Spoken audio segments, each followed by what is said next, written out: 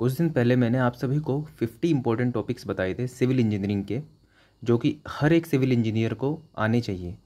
तो उसी के ऊपर अब मैं वीडियो बनाने जा रहा हूँ और इसके अंदर मैं इंक्लूड करूँगा 5 क्वेश्चन। पहला क्वेश्चन है टॉर्जन के ऊपर, दूसरा क्वेश्चन है फाई इंडेक्स के ऊपर, तीसरा है एल्कलिनिटी के ऊपर, चौथा मॉडल एनालिसिस और लास्ट है हमारे पास एक्टिव अर्थ प्रेशर। तो ये मैं 5 क्वेश्चन करने जा रहा हूँ ताकि आपको उन सभी टॉपिक्स की एक बेटर अंडरस्टैंडिंग हो सके। ये सभी क्वेश्चन प्रीवियस ईयर से लिए गए हैं, ईएससी के भी हैं, गेट के भी हैं, ताकि आपको एक बेटर अंडरस्टैंडिंग मिल सके। तो स्टार्ट करते हैं। पहला क्वेश्चन करते हैं एल्कलिनिटी का। क्वेश्चन है कि वाटर के अंदर 420 ग्राम कार्बोनेट है, 244 ग्राम 244 ग्राम्स HCO3 माइनस बाइकार्बोनेट है और 68 ग्राम हाइड्रोक्सिल यानी कास्टिक एल्कलिनिटी है। तो आप बताओ कितनी इक्विवेलेंट एल्कलिनिटी है इसके अंदर। पहला कैल्शियम कार्बोनेट की फॉर्म में मिलीग्राम पर लीटर के फॉर्म में और दूसरा मैग्नीशियम हाइड्रोक्साइड की फॉर्म में। तो ये आउट ऑफ द बॉक्स है, इसको भी हम निकालेंगे और इसको भी निकाल देंगे। क्वेश्चन देख लिया आपने, अब इसको सॉल्व करते हैं।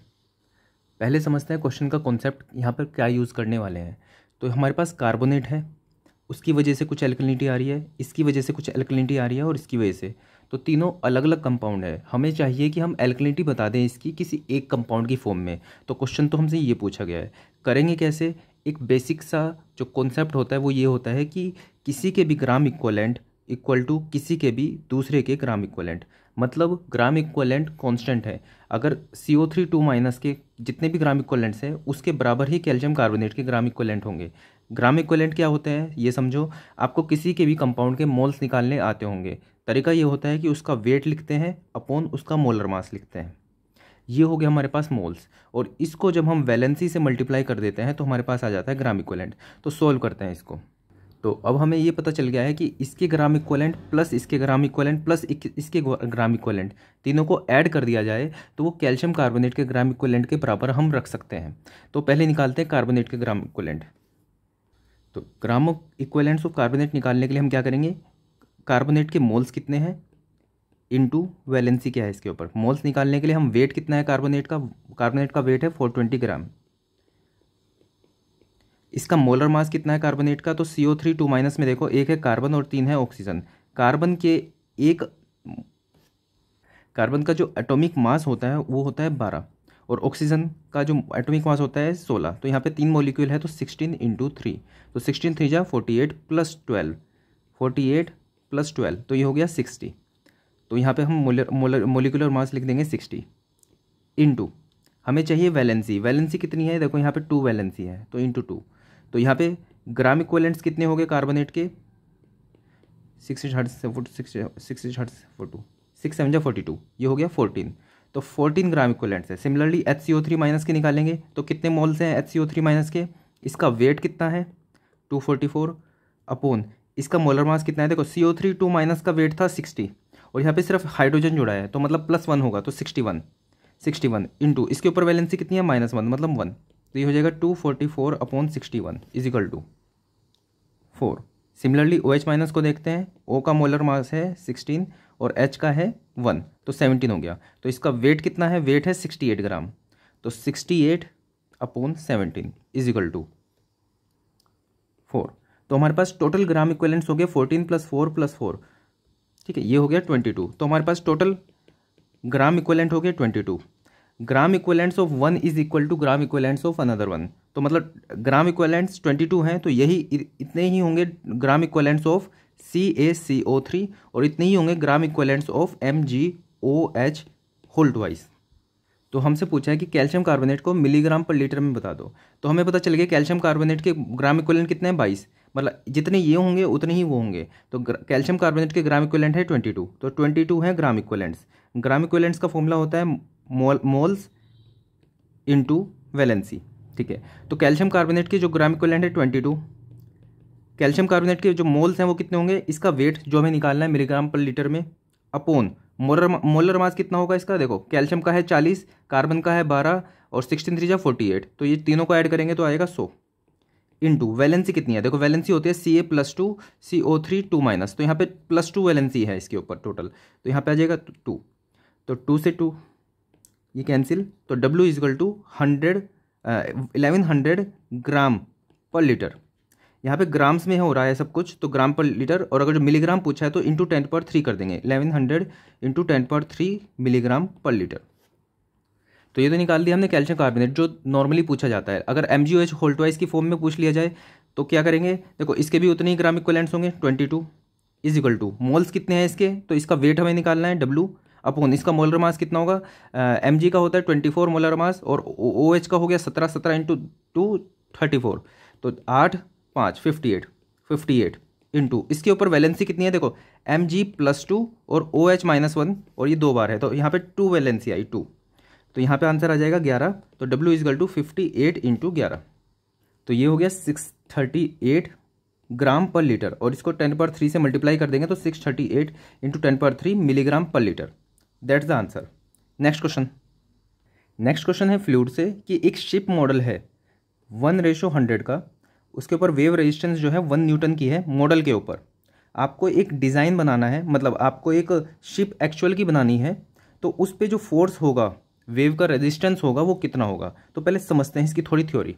तो पहले समझते हैं हम यहाँ पे क्या कर रहे हैं। हमने एक छोटी शिप बनाई और उसके अंदर हमने एयर वगैरह का रेजिस्टेंस से देख लिया कि कितनी फोर्स आ रही है। अब इसको हमने टेस्ट कर लिया। अब जब हम बड़ी शिप बनाएंगे तो उस पर भी उसके इक्वलेंट या फिर उसके कुछ कंपैरिजन में ही फोर्स आएगी। तो कितनी फोर्स आएगी वो हम देखते हैं। मतलब अगर इस छोटी शिप के अंदर इसने इतनी फोर्स झेल ली तो बड़ी शिप कितनी फोर्स झेलेगी, हम ये देखना चाह रहे हैं। क्योंकि हम डायरेक्टली इतनी बड़ी शिप तो नहीं बना सकते टेस्ट करने के लिए कि वो जब पानी में उतरेगी तो कितनी फोर्स झेल सकती है। तो हम एक प्रोटोटाइप, एक मॉडल बनाते हैं और इसको कहते हैं मॉडल, और जो असली की चीज़ होती है उसको कहते हैं प्रोटोटाइप। तो सोल्व कैसे करते हैं इसको देखते हैं।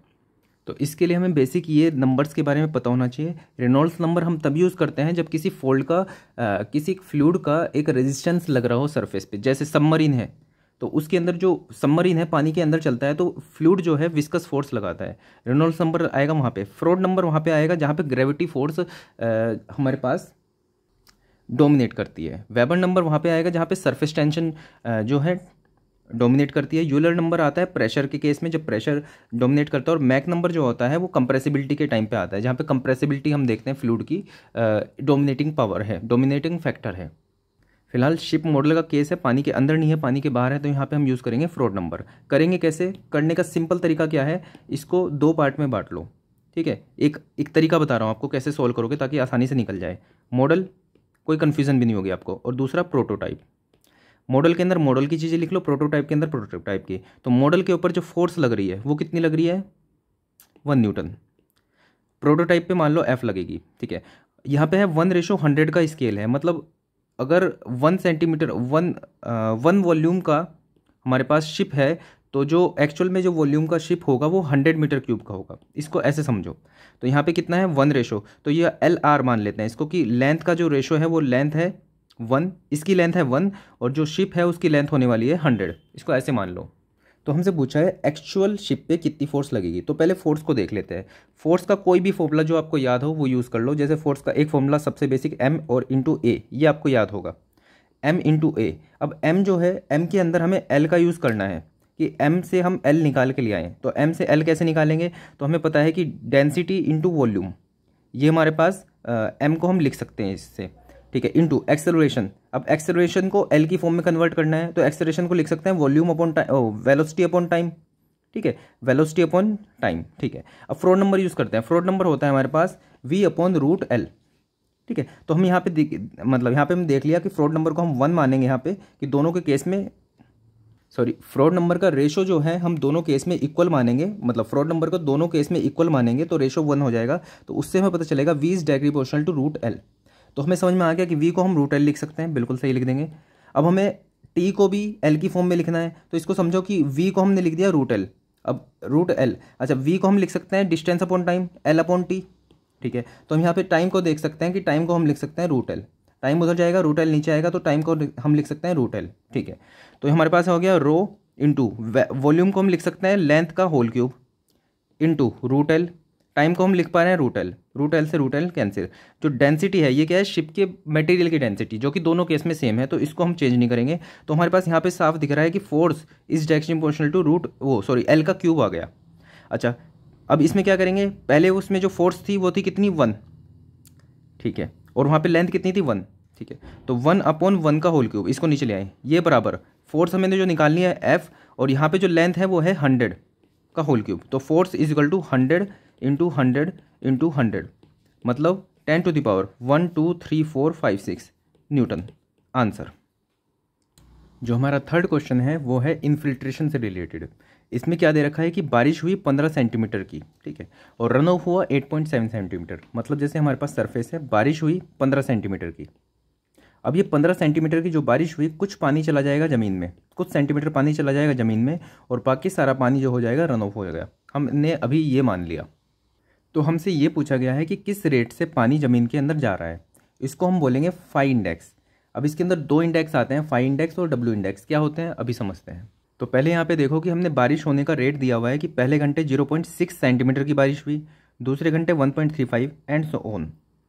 तो अगर हमें ये रेट निकालना है कि पानी कितना इसके अंदर गया, तो सिंपल सी बात, फंडा यूज़ करेंगे हम कि पानी कितना आया था, ठीक है, कुछ पानी बह गया, रन ऑफ हो गया, और कुछ पानी अंदर चला गया।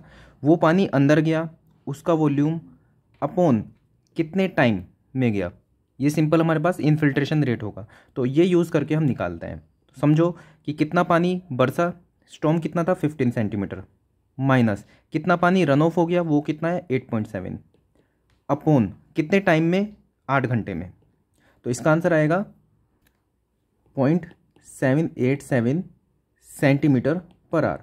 तो अब जरा इस बात को समझो कि 0.787 सेंटीमीटर पर आवर के रेट से इसके अंदर पानी जा रहा है। अब इसको समझो कि पहले घंटे जो बारिश हुई थी वो हुई थी 0.6 सेंटीमीटर, मतलब बारिश जो सरफेस के ऊपर हो रही है 0.6 सेंटीमीटर पर आवर की स्पीड से हो रही है, और इसके अंदर जो पानी जाने का रेट है वो है 0.787।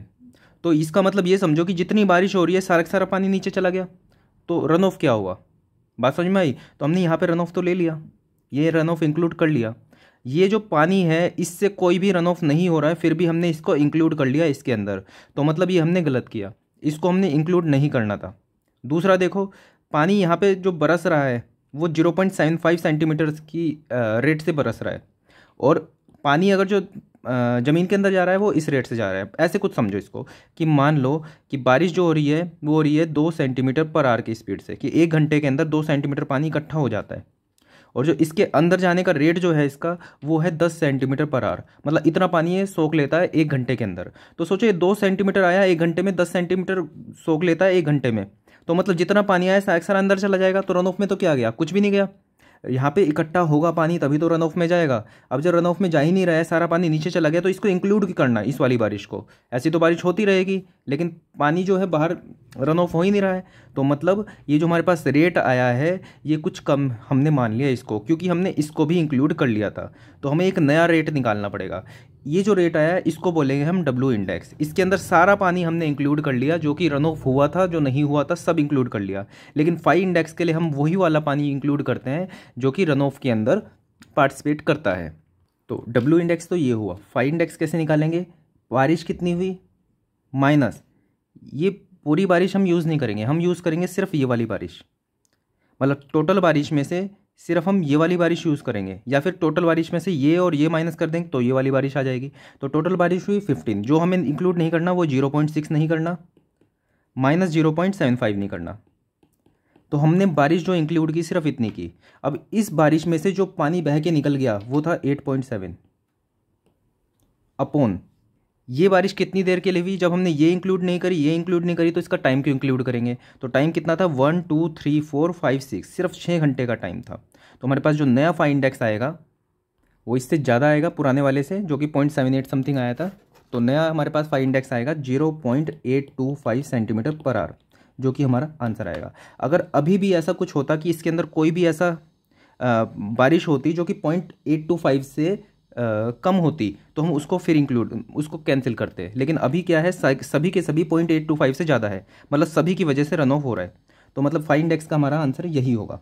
नेक्स्ट क्वेश्चन, नेक्स्ट बड़ा प्यारा क्वेश्चन है। ये क्या है, वर्टिकल रिटेनिंग वॉल है हमारे पास 5 मीटर की। मान लिया ये हमारे पास 5 मीटर की रिटेनिंग वॉल है। Has to support soil having unit weight of 18 kilo newton पर मीटर क्यूब। यहाँ पे जो सॉइल है उसका जो यूनिट वेट है वो 18 किलो न्यूटन पर मीटर क्यूब है, मतलब गामा की वैल्यू दे रखी है। नेक्स्ट उसने कोहेजन की वैल्यू भी दे रखी है कितनी, 12 किलोन्यूटन पर मीटर क्यूब। मतलब ये एक क्ले है 12 किलोन्यूटन पर मीटर क्यूब जिसकी कोहेजन है, सॉरी 12 किलोन्यूटन पर मीटर स्क्वायर होएगा ये, ठीक है।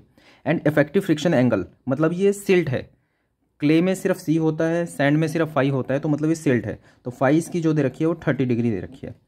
उन्होंने हमसे पूछा है कि इसका जो फोर्स है, फोर्स पर यूनिट लेंथ बता दो, मतलब इसके ऊपर थ्रस्ट कितनी लग रही है वॉल के ऊपर ये बता दो जब टेंशन क्रैक डेवलप हो गई है उस केस में। तो आपको अगर जो आइडिया होगा इस टॉपिक का, तो आपको पता होगा कि जब क्ले का केस हम लेते हैं तो उसके अंदर जो स्ट्रेस डायग्राम बनता है वो कुछ इस तरह का बनता है। यहाँ पे जो हमारे पास जो इसका इक्वेशन होती है पी की, प्रेशर की, वो होती है K A gamma Z minus 2c root K. हमारे पास ये इक्वेशन होती है। बस आप अगर जो आपको ये इक्वेशन भी पता है तब भी आंसर निकाल दोगे। तो किसी भी जेड हाइट पे अगर हमें प्रेशर निकालना है तो हम इस इक्वेशन से निकालते हैं। तो जैसे हमें z इक्वल टू 0 पे निकालना है, तो यहाँ पे कितना होगा, तो z इक्वल टू 0 डाला तो ये 0 हो जाएगा, z को 0 डालेंगे, क्या बचा -2c रूट के, तो यहाँ पे कितना होगा -2c रूट के।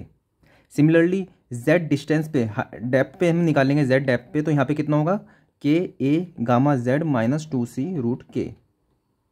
तो एक्चुअल में यहाँ पे हो क्या रहा है, यहाँ पे जो वॉल है इसकी दूसरी साइड यहाँ पे अर्थ है, तो ये अर्थ जो है इसके ऊपर सामने की साइड लेटरल प्रेशर ऐसे इधर की साइड लगा रही है। तो ये प्रेशर और ये प्रेशर मिलके इस जो वॉल है, ये जो वॉल है इस पर फोर्स लगा रही है। उसने बोला कि टेंशन क्रैक डेवलप हो गई। टेंशन क्रैक डेवलप हो गई इसका मतलब ये है कि यहाँ से ऊपर टेंशन है, यहाँ पे कंप्रेशन है, तो टेंशन क्रैक डेवलप हो गई, मतलब ये जो हिस्सा है वो दीवार से छूट गया।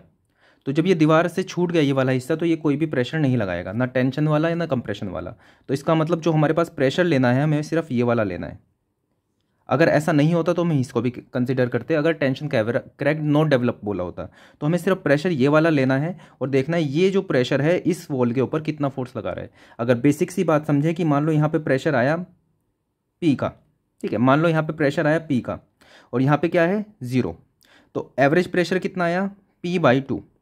प्रेशर इनटू एरिया हमारे पास फोर्स होती है, तो प्रेशर कितना आया P/2, एरिया कितना है, ये इस लेंथ पे फोर्स लगा रहा है, ठीक है, तो इस लेंथ पे और अंदर की साइड फोर्स लगा रहा है इस टाइप से। तो एरिया कौन सा लेंगे हम, ये वाला।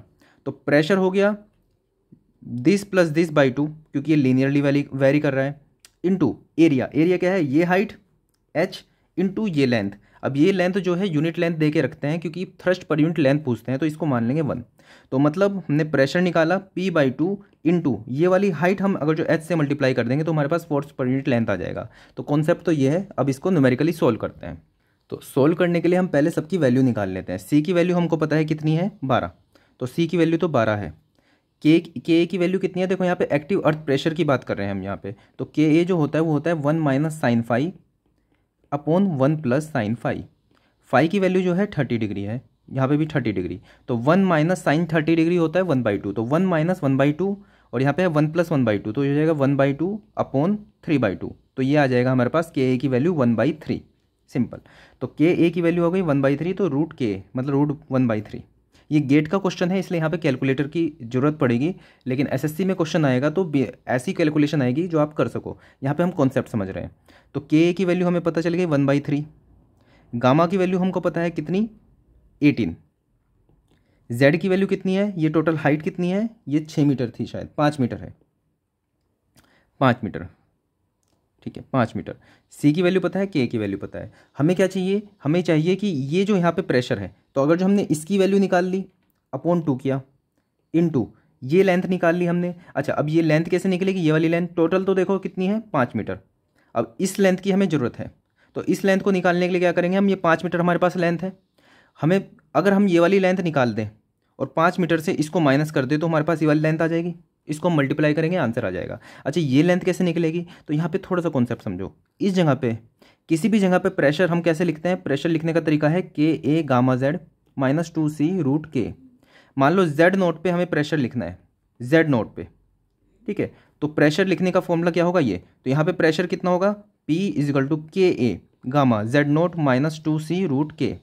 अब ध्यान से देखो यहाँ पे प्रेशर कितना है 0, तो मतलब यहाँ पे प्रेशर हमने यहीं पे क्यों लिखा, कारण इसका ये था, पहली बात तो हमें जेड नोट की वैल्यू निकालनी है, दूसरी बात हमें पी की वैल्यू पता है यहाँ पे कितनी है 0, तो ये माइनस में है प्लस में है, यहाँ पे क्या है 0, तो पी की वैल्यू 0 रख दी हमने यहाँ पे जेड नोट।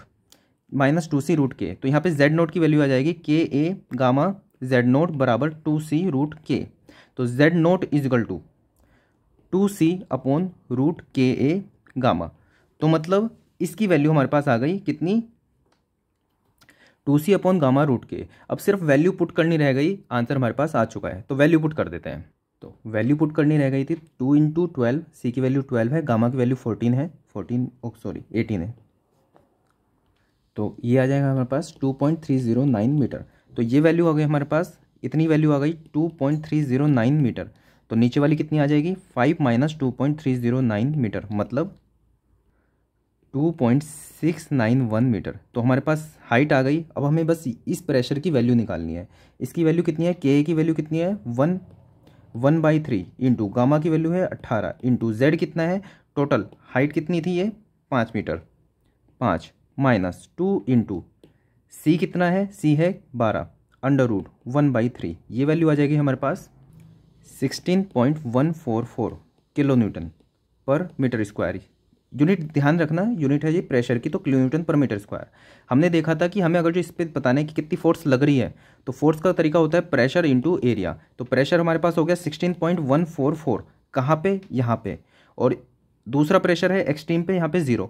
तो एवरेज लेंगे तो 16.144 प्लस दिस अपॉन 2, मतलब इसका एवरेज लेंगे अपॉन 2 इंटू एरिया कितना है। देखो ये फोर्स जो लग रही है वो इस एरिया पे लग रही है, अभी बताया था। तो ये हाइट हम निकाल चुके हैं 2.691 इंटू दिस, और ये हमें दे रखी है लेंथ 1, नहीं दे रखी तो फोर्स पर यूनिट लेंथ निकालते हैं तो 1। तो ये हमारे पास आ जाएगा 21.72 किलो न्यूटन पर मीटर। याद रखना फोर्स हम यहाँ पे निकाल रहे हैं लेकिन पर मीटर की बात की, क्योंकि लेंथ 1 मीटर में दे रखी थी। तो इसका आंसर होगा 21.72 किलो न्यूटन पर मीटर। लास्ट क्वेश्चन पे आ जाते हैं अपने। इस क्वेश्चन के अंदर हमें एक रोड दी हुई है और उसके ऊपर 2 जगह पे टॉर्जन लगाई गई है, और हमसे पूछा गया है कि थीटा AC, मतलब ये जो यहाँ से घूम रही है इसके रेस्पेक्ट में उस एंगल बता दो। दूसरा BC बता दो कि ये जो घूम रही है यहाँ से इसके रेस्पेक्ट में एंगल बता दो। तीसरा इन दोनों के रेस्पेक्ट में एंगल बता दो। तो पहले इसको थोड़ा फील कर लेते हैं, एंगल है क्या चीज़ ये। तो समझो ये एक रोड है जिसको हम इस तरह से घुमा रहे हैं। तो ये जब घूमेंगी, अब मान लो इसके ऊपर कोई एक सीधी लाइन थी ऐसी, तो जब ये घूमेगी तो क्या आपको लग रहा है कि ये लाइन कुछ इस तरह से दिखेगी आपको थोड़ी देर बाद। जब ये घूमने लगेगी तो ये जो पॉइंट होगा यहाँ पे आ जाएगा, ये पॉइंट यहाँ पे आ जाएगा, ये यहाँ पे आ जाएगा, और जो यहाँ पे चिपका हुआ यहाँ पे पॉइंट था वो वहीं का वहीं रहेगा। इतनी बात समझ में आ रही है, ठीक है। सेंटर से देखें अगर जो इस चीज़ को, तो यहाँ पे कुछ इस तरह से था। तो इस एंगल को मान लो थीटा, कि ये जो पॉइंट था यहाँ से यहाँ पहुँच गया। अभी पहले ये पॉइंट यहाँ पे था, घूमने के बाद पॉइंट यहाँ पे आ गया। दूसरा इस एंगल को मान लो फाई, सिंपल। अब अगर आपसे पूछा जाए theta A with respect to B, मतलब ये पॉइंट इसके रेस्पेक्ट में कहाँ पहुँच गया, तो समझो इस बात को कि ये यहाँ पे था पॉइंट पहले, ठीक है। अब वो पॉइंट पहुँच गया यहाँ पे, इसके रेस्पेक्ट में पूछेंगे तो ये कितना चल के आ गया, इतना। अच्छा, अगर आपसे पूछ लिया जाए C के रेस्पेक्ट में, तो C के रेस्पेक्ट में ऐसे समझो कि पहले पॉइंट यहाँ पे था, ठीक है, अब आ गया यहाँ पे। अब C के रेस्पेक्ट में कितना, क्योंकि C भी तो ऊपर चला गया, तो C के रेस्पेक्ट में ये पहुँचा है इतना एंगल। बात समझ में आई। C के रेस्पेक्ट में इतना नहीं पहुंचा, C के रेस्पेक्ट में पहुंचा इतना, ठीक है। तो अगर हम देखें थीटा AB अगर जो हमसे पूछ लिया जाए तो हम इसको ऐसे बोल सकते हैं theta BC plus theta AC। कैसे, हमें बताना है कि ये कितना पहुंचा, ठीक है। तो हम इसको ऐसे हम बता सकते हैं थीटा BC की, जो थीटा BC क्या है, C B के रेस्पेक्ट में यहाँ तक पहुँचा, ठीक है। उसके हमें बताना था टोटल AB, ये टोटल कितना पहुँचा है, तो हम इसको बोल सकते हैं यहाँ तक पहुँचा प्लस ये पहुँचा, तो इन दोनों का सम हो गया ये। तो यहाँ पे I think you can visualise this कि दिस प्लस दिस, क्योंकि यहाँ से आगे ये बढ़ा ऊपर इतना, तो टोटल हमारे पास ये प्लस ये हो गया, तो हमारे पास आ गया theta A with respect to B, ठीक है। इतना सा लॉजिक, मतलब इतनी सी विजुअलाइजेशन से हमारा क्वेश्चन हो जाएगा। इसके अंदर एक टॉर्जन फॉर्मूला होता है, आपको पता होना चाहिए, वो होता है T/J τ/r g θ/L। यहाँ पे τ/r का हम यूज़ नहीं करेंगे, यहाँ पे यूज़ करेंगे T/J g θ/L। इनका मतलब समझ लेते हैं क्या क्या चीज़ें हैं। T क्या है, जो टॉर्जन लग रही है, सिंपल। J क्या है कि जो इसका क्रॉस सेक्शन है उसका पोलर मोमेंट ऑफ इनर्शिया, मतलब कि इसके अबाउट मतलब जैसे ये क्रॉस सेक्शन है हमारे पास, तो अगर जो हम इस तरह से हम ऐसे पेंसिल खड़ी कर दें सीधी, तो इसके अबाउट इसको घुमाने में कितनी मुश्किल है, ये है J। इनर्शिया मतलब अपनी जगह पे रहने की इच्छा है उसकी, नहीं जाना चाह रहा इधर उधर। तो ऐसे भी समझो इसको कि जितनी ज़्यादा टॉर्जन देंगे उतना ज़्यादा एंगल आएगा। बात समझ में आई। जितना ज़्यादा इसका इनर्शिया होगा उतना मुश्किल होगा इसको घुमाना। बात सही है। यह है रिजिडिटी का कोफिशिएंट, जैसे मॉडुलस ऑफ इलास्टिसिटी होता है, ऐसे मॉडुलस ऑफ रिजिडिटी है। जितना ज़्यादा रिजिडिटी होगा उतना मुश्किल होगा उसका थीटा घुमाना। और चौथा क्या है, जितनी ज़्यादा लेंथ होगी उतना आसान होगा उसको घुमाना। मतलब सेम क्रॉस सेक्शन का एक इतनी सी रोड है, इसको घुमा के देखो, और इतनी लंबी रोड है उसको घुमा के देखो, ये ज़्यादा दूर तक घूम जाएगी। सिंपल सी बात है। कारण इसका ये है कि ये इसका सम होगा, सबका थीटा जुड़ के तब हमें यहाँ पे दिखाई देगा। यहाँ पे क्या है, कम लेंथ है तो हमें कम थीटा दिखाई देगा यहाँ पे। सिंपल सी बात इतनी है। तो इस क्वेश्चन को सोल्व करने के लिए दो चीज़ लगती है। पहला कि आपको विजुलाइजेशन होनी चाहिए कि हम निकालना क्या चाहते हैं। दूसरा, ये जो टॉर्जन दिया जाता है अलग अलग जगह पे, तो इसको हम कैसे हैंडल करेंगे। जैसे हमारे पास सिंपली सपोर्टेड बीम है, उसके अंदर लोड अलग अलग जगह पे आ जाते हैं, तो हम रिएक्शन निकालते हैं। बिल्कुल इस तरह से ही हम इसको समझेंगे। तो इसको समझने के लिए एक साइन कन्वेंशन समझो। राइट हैंड लो, उसको इस तरह से रोल करो, और जिधर की साइड हमारा थंब मूव करेगा इसको राइट हैंड थंब रूल बोलते हैं। तो देखो, जैसे टॉर्जन इधर से ऐसे जा रही है, ठीक है, तो इसको ऐसे कर्ल करते हुए देखो कि अगर जो हमारे पास टॉर्जन इधर आ रही है तो इसको इधर मान लो। आगे चलते हैं, इसको ऐसे मानो, तो इसको जैसे रोल करोगे आप, तो इसको ऐसे रोल करना पड़ेगा आपको। थंब किधर शो कर रहा है, उधर, तो हम इसको मान लेंगे इधर। तो यहाँ पे हम इसको कर्ल को हटा के हम इस तरह से मान लेंगे कि ये इस तरह से टॉर्जन लग रही है 50 किलो न्यूटन मीटर की, और इस पर लग रही है 150 किलो न्यूटन मीटर की। तो इसको समझो। और जैसे हम इलोंगेशन के केस में टेंशन की वजह से जो इलोंगेशन होती थी उसको हम पॉजिटिव मानते थे, और कंप्रेशन को हम नेगेटिव मानते थे, यहाँ पे भी सेम मानेंगे। देखो अब क्या करते हैं, जहाँ पे हमारे पास फोर्स लग रही है उसको यहाँ पे इस तरह से सेक्शन को कट कर लो। तो यहाँ पे 2 मीटर 3 मीटर, तो इसको सेक्शन को इधर रखो। ये हमारा 2 मीटर का सेक्शन, ये हमारा है 3 मीटर का सेक्शन, ठीक है। अब क्या करेंगे, ये 50 किलो न्यूटन मीटर की फोर्स लग रही है इधर, तो इसको मान लेंगे 50 किलो न्यूटन मीटर। अब इधर भी हमें 50 किलो न्यूटन मीटर ही माननी पड़ेगी, क्योंकि इधर हमने कम मान लिया तो ये आगे चला जाएगा। हम ऐसा नहीं चाहते कि आगे जाए, ये इक्विलिब्रियम में है, तो इसको इसके बराबर मानना पड़ेगा। अब ये 50 इधर मान ली तो इसके हिसाब से 50 इधर आएगी, ठीक है, 50 आएगी इधर, लेकिन यहाँ पे 150 उधर लग रही है, ठीक है। तो मतलब 50 इधर है, 150 उधर है, तो टोटल कितनी हो गई, 100 उधर हो गई। तो 100 इधर हो गई ऐसे, तो 100 ही इधर हम मानेंगे इस तरह से। तो हमें ये समझ में आ गया कि फोर्स कितनी लग रही है। इस पे जो टॉर्जन लग रही है वो लग रही है 50 किलोमीटर मीटर की, इसके ऊपर लग रही है 100 किलोमीटर मीटर की। इतनी बात समझ में आई। तो हमने जो फॉर्मूला देखा था T/J 2/R g θ/L, तो इसमें हमें T पता चल गया।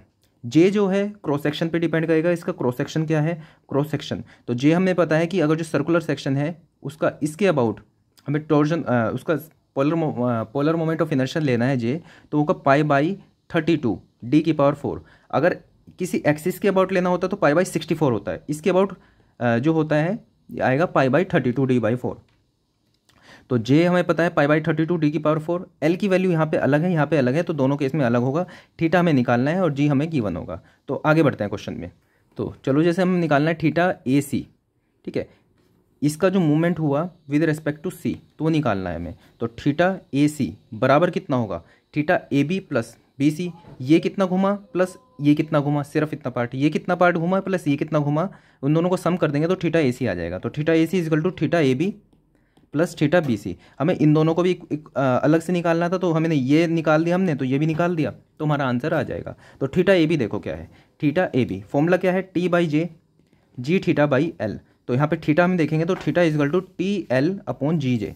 तो T हमें पता है, L पता है, G और J पता है हमें, तो थीटा निकाल देंगे। तो थीटा AB निकालते पहले। Theta AB equal to AB section में जो टॉर्जन लग रही है कितनी लग रही है, 50। लेंथ कितनी है, 2। यहाँ पे जो G होगा G1 मान लेते हैं, J कितना है इसके क्रॉस सेक्शन के अकॉर्डिंग, ठीक है। थीटा AB हो गया ये। थीटा BC देखो, BC सेक्शन पे देखो यहाँ पे इस तरह से लग रही थी, तो मतलब एक्सपेंशन माना था, तो इसको हम मानेंगे पॉजिटिव। यहाँ पे देखो ये इस तरह से लग रही है, कंप्रेस कर रही है, तो इसको हम मानेंगे कि ये दूसरी साइड में घूम रहा है, मतलब एक घुमा रहा है इस तरह से, दूसरा घुमा रहा है इस तरह से। तो जो वो एंगल आया था उसने उसको वापस से ऐसे रोटेट कर दिया, तो मतलब कम कर दिया। तो मतलब यहाँ पे मानेंगे कि माइनस। कैसे माना माइनस, अगर इसको हमने पॉजिटिव माना बाहर वाले को तो इसको मानेंगे माइनस। तो कितना आया, टी कितना है यहाँ पे देखो 100 इंटू लेंथ कितनी है इसकी 3 मीटर, और यहाँ पे G2 मान सकते हैं, J2 मान सकते हैं। तो थीटा AB निकल गया, थीटा BC निकल गया, इन दोनों को ऐड किया तो हमारे पास थीटा AC निकल गया, ठीक है, जिसको हमने एक विजुलाइजेशन से देखा भी था इस तरह से कि थीटा AB जो होगा वो सम होगा थीटा बी सी का और थीटा ए सी का। थीटा बी सी हमने यहाँ तक पहुँचा दिया और उसका थीटा सी ए जो होगा वो इतना होगा, तो हमारे पास टोटल आ जाएगा। So that's all for this video. I hope कि आपको ये out of the box series की वीडियो 1 बहुत पसंद आई होगी। Thank you.